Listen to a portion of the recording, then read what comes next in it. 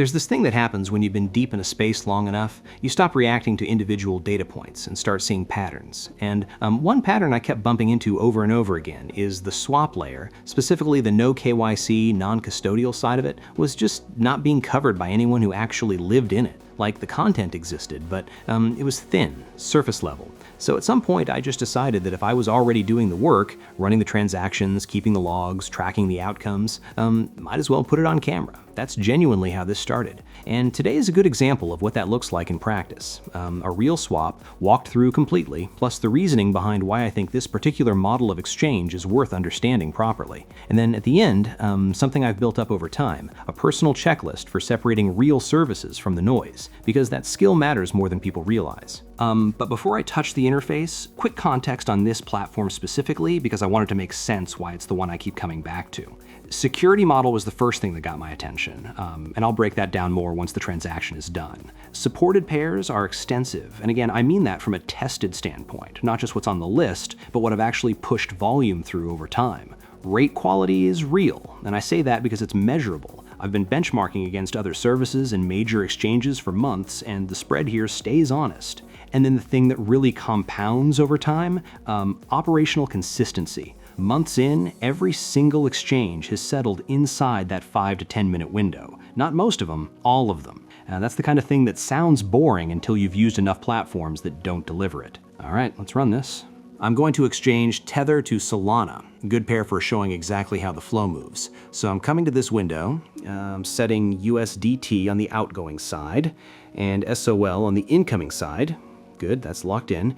And right there below, all the details are already up. Exchange rate, fee, and estimated settlement window. Yeah, all of that looks exactly right, nothing to flag. Moving on.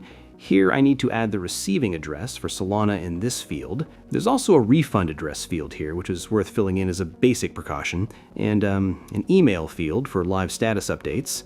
Okay, just filling that in.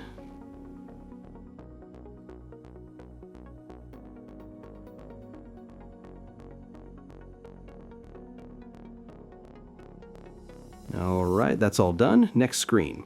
So this is the full order summary, everything laid out before the commit. I'm going through it now. Rate, pair, addresses, fee structure. Yes, checks out across the board. Then I'm accepting the privacy policy and create order. Good, order is open. Platform is now waiting on the transfer from my side. Just one moment.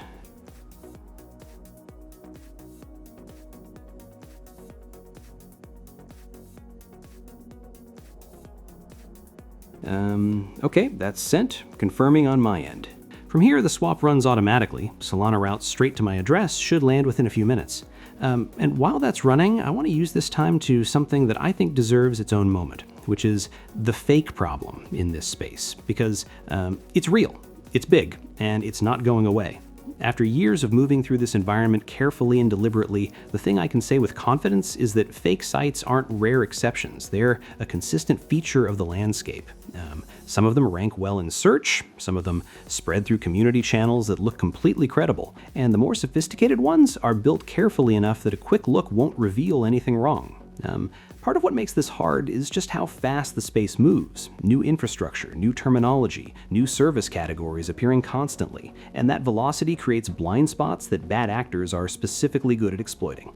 This isn't unique to crypto, it's just what happens in any domain where the complexity curve runs ahead of the awareness curve. So a few things have become non-negotiable for me when I'm evaluating a service.